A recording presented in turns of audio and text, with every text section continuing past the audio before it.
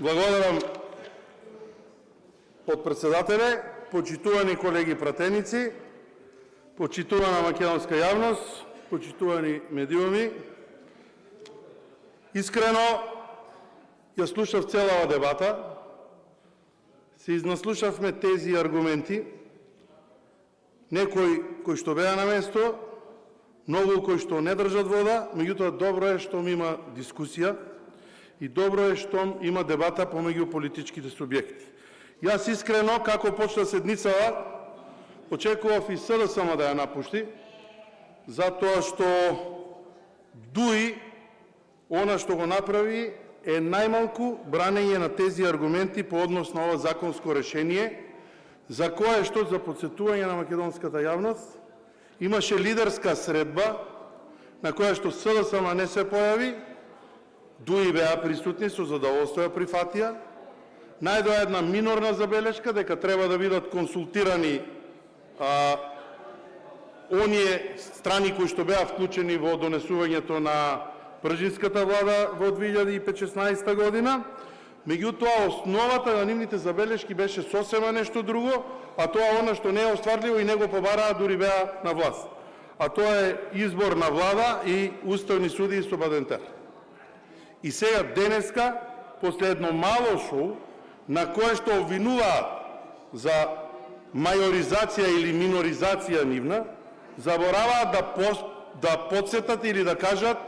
дека има и современици на овие случувања.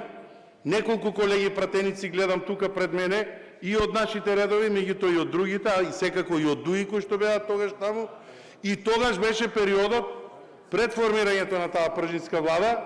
кога принципот победник со победник беше скршен и кога дуи ја презеде апсолутно целата власт заедно со СДСМ во првиот мандат, а вториот мандат сами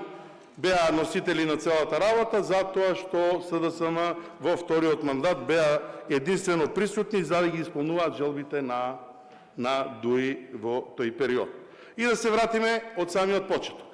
Да, носење на една техничка влада, која што беше привремен механизам во тој период, дискутабилно е дали требало, дали не требало, меѓутоа процесите кои што се водеа во тој период и поради кој што беше таа техничка влада, ја создадоа таа пржинска влада, која што требаше да важи само 2016 година, за која што се сложи и СДСМ и нема никакви забелешки по однос на неа. Првата техничка влада функционираше на начин на кој што функционираше, со одредени проблеми во функционирањето помеѓу министрите и помошниците министри, меѓутоа беше влада во која што не се појавија деформитетите кои што се појавија во следните влади. Имаме луѓе кои што беа присутни во таа влада и добро се сеќаваат дека за втората техничка влада имаше надгласување на одлуки на министри кои што носеа одлуки во нивните ресори. Имено, одлуките на Министерството за земјоделие, Министерството за труд и социјала, па и на Министерството за внатрешни работи, 2018 година беа надгласувани и до 2020 година и да не заборавиме, тогаш се направи првиот и најголем преседан, поради кој деформитетот на техничката влада требаше веднаш да биде ставен на гласање, односно да се укине, а тоа е што во тој период разрешивте актуелен министер, предложен од ВМРО ДПМН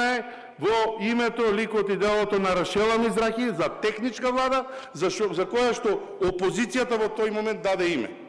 Тие моменти некој ги памти, треба да се подсетите и вие, и веќе тука таа техничка влада почна да ги покажува своите аномалии за кои што постоеше. Да не заборавиме дека во неформални разговори сите вие доеден, ама сите доеден што сега со опозиција, тогаш бевте власт, и имате давано свој видување на целата работа и ставови, дека техничката влада е непродуктивна, неконструктивна и ден порано треба да се укине. ВМРО ДПМН и во фаза на опозиција го бараше ова. Да се подсетиме дека и во 2022 и 2023 година како опозиција баравме укинување на техничката влада, Да ве подсетиме дека на овие избори едно од ветувањата беше укинување на техничката влада, а победата која што освоивме и бројот на гласови не обврзуваат ова да се случи. Без вашите оправдувања дека министерот за администрација не ве повикал на разговор, па тоа биле информативни разговори, па тоа не било суштината на која што се треба, свесни ви дека таа техничка влада треба да прекине да постои. Конзистентноста на ставовите ВМРО-ДПМН ги продолжува и до ден денес и морам да повторам дека таа техничка влада беше адхок решение за излез од кризата која што имаше во 2015 година. По 11 години Македонија мора да покаже, и не само Македонија, тоа го покажуваат и нашите меѓународни партнери, дека сме способни да организираме фер избори без потреба на привремени вештачки пржински модели. И сега да појаснам за македонската јавност зошто СДСМ е во паника и се плаши од сопствениот успех. Ако СДСМ навистина е екипирана, како што кажуваат нивниот лидер, и е подготвена за избори, зошто ви е потребен заштитен механизам како што е техничката влада, кој што патем речено нема да важи од следните избори? Ако сте спремни да победите на следните избори, како што велите, со самата победа вие ќе имате механизам плюс да наредните избори ВМРО-ДПМН од позиција на опозиција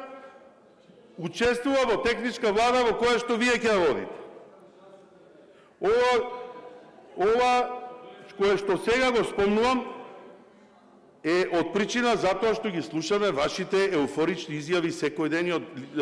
изјавите кои што вашиот лидер ги дава на дневна основа. Морам да ве подсетам, и сите бегате од една фактичка состојба. Државната изборна комисија е раководена од кадар председател предлог на СДСМ. Зарем и тоа не е аргумент повеќе за да самите себе се убедите дека треба да се укине ова решение и еве во ваш интерес нема да биде како што им ветувавме на граѓаните од овие избори, само и само да ви удоволиме на вас. Затоа што се плашите од избори, затоа што сметате дека овој инструмент техничка влада ќе може да ве заштити, иако видовте дека и апсолутна власт која што имавте не успеа да ве заштити од мислењето и од гласот на народот, од она што го правевте 7 години. Па 7 години ја водевте државата, нели ја ставивте на прав пат, нели ја качивте на колосекот на Европа, нели возот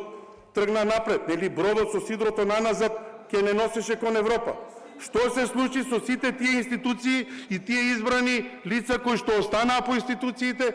по ваш предлог во овие 7 години? Колеги од опозицијата, морам да ве подсетам, сведоци сте и вие, знае и македонската јавност, па Советот на Европа излезе со објаснување и не извади од постмониторинг процесот, со што јасно укажа дека институциите во Република Македонија се спремни да ја водат оваа држава и да организираат фери демократски избори, па тие изјави, колеги, вие ги имате давано, еве го документот за постмониторинг кој што Советот на Европа го издаде. Ова е документот од Советот на Европа, кој што вели председателските, еве го документот од Советот на Европа. Председателските и парламентарните избори во 2024 година беа наблюдувани од ад-хок комисии на Парламентарното собрание за наблюдување на изборите, кои заклучија дека изборите биле конкурентни и добро спроведени и дека основните слободи, вклучително и слободата на медиумите, биле почитувани.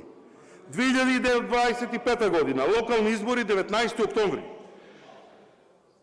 Беа наблюдувани од мисијата на Конгресот на локални и регионални власти на Советот на Европа, кој заклучи дека изборите биле добро организирани. Сега опонирате на ставот на Советот на Европа и луѓето кои што беа вклучени тука во работата и мониторингот на самите избори. Жално е до кое ниво ја носите државата од егоистички причини и ваши лични политички моменти да ги напаѓате институциите во државата. Сметам дека како партија која што беше долго време на власт, треба да ги надминете тие детски болести, да се спротиставите на раководството на партијата, која упорно ве тера во процесот на ширење на лажни вести и дезинформации, кои што на дневна основа ви се разобличуваат од европските носители на одредени функции. Ова што вие го правите не е ни харикири, ова е веќе, не можам ни да кажам каков тип на однесување е. Сами на себе на дневна основа да си изнесувате лажни вести и на дневна основа за истите тие лажни вести да бидете од страна на луѓето кои што раководат со одредени институции во Европа да ја кажуваат спротивно работата од она што вие го кажувате. Меѓутоа, македонската јавност е сведок на сите овие работи. Македонската јавност ги гледа сите активности кои што се случуваат, кај вас во политичката партија ги гледаат и членовите дел од тие работи кои што се случуваат и како што се тргнат, и мислам дека далеку нема да стигнете. Затоа, колеги пратеници, време е да престанеме да ја третираме македонската демократија како пациент на апарати и да покажеме, а посебно вие, да покажете дека имаме капацитет како држава која што функционира според европските правила, а не според партиски ставови, имајќи во обзир дека институцијата одговорна за организирање на избори ја води ваш кадар, подржан од сите наши избори по ваша препорака, и да не ја минимизираме работата на таа институција. Доколку СДСМ навистина верува во сопствената сила како што тврди, таа денес ке гласа на овој закон, а не упорно да бара начин да излезе од целата оваа работа. Меѓутоа, имајќи ја крајната цел, како што каже и министерот Минчев, свесен сум зашто го прават ова, а тоа граѓаните ќе го видат во наредниот период,